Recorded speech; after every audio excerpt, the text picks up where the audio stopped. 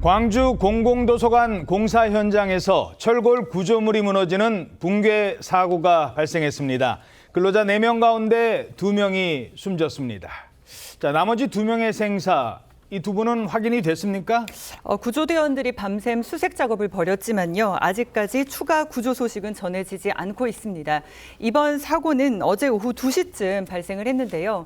15m 높이의 옥상층에서 콘크리트 타설 작업을 하던 중에 2층 옥상층에서 붕괴가 시작이 됐습니다. 순식간에 1층과 지하층까지 잇따라 무너지는 모습이 CCTV를 통해 확인이 되기도 했는데 이 사고로 미장공 1명과 철근 작업자 2명, 배관 작업자 1명 등 모두 4명이 매몰됐고요. 그중 2명이 사망했고 2명은 아직 구조되지 못한 상황입니다. 광주시 소방본부는 안전한 내부 진입을 위한 이 구조물 안정화와 보강 작업을 하기 위해서 오늘 오전 9시 20분부터 구조 작업을 중단한다고 밝혔고요. 구조는 오늘 저녁 6시쯤 재개할 것으로 예상되고 있습니다. 구조대원들이 밤샘 작업을 벌였습니다만 한겨울 추위에 콘크리트가 굳어가면서 구조 작업은 점점 더 어려워지고 있습니다. 지하 1층에서 1층과 그 콘크리트 두께, 그리고 지상 2층 콘크리트 두께, 거기에 각종 기자재나 철근, 그다음에 구조물들 그런 것들이 뒤엉켜 있기 때문에 일일이 손으로 저희들이 구조대원들이 다 절단을 해가면서 좀 수색을 하고 있거든요. 그래서 상당히 좀 양이 상당히 될 것 같습니다. 현재 상태는 어젯밤에 추워서 물이 전부 지금 콘크리트가 약간 얼어있는 상태입니다. 그래서 안전은 굳지는 않고 손을 이렇게 만지면 부서질 정도는 됩니다.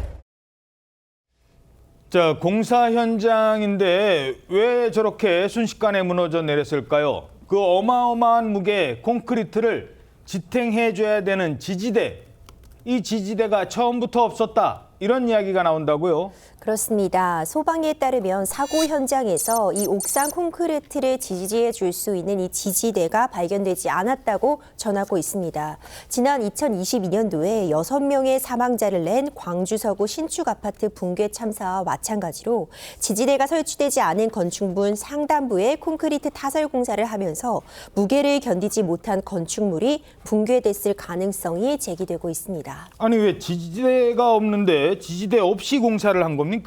네, 건설업체 측에서는 지지대가 없는 특허공법이 있어서 공사를 추진했다라고 하면서 붕괴의 원인은 구조적인 문제를 확인해야 한다라는 입장입니다.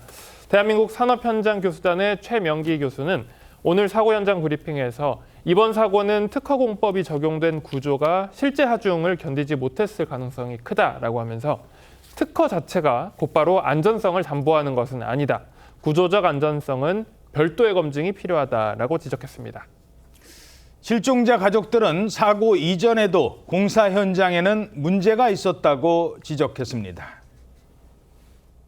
현장이 빨리빨리만 해라는 그런 취지에 지난번에도 한번 여기서 안전사고가 난 걸로 저는 알고 있어요. 잠깐 공사가 중단됐는데 중단되고 나서 그만한 안전 시스템을 갖추고 작업을 하느냐 했더니 지금도 이 모양으로 작업을 하고 있습니다.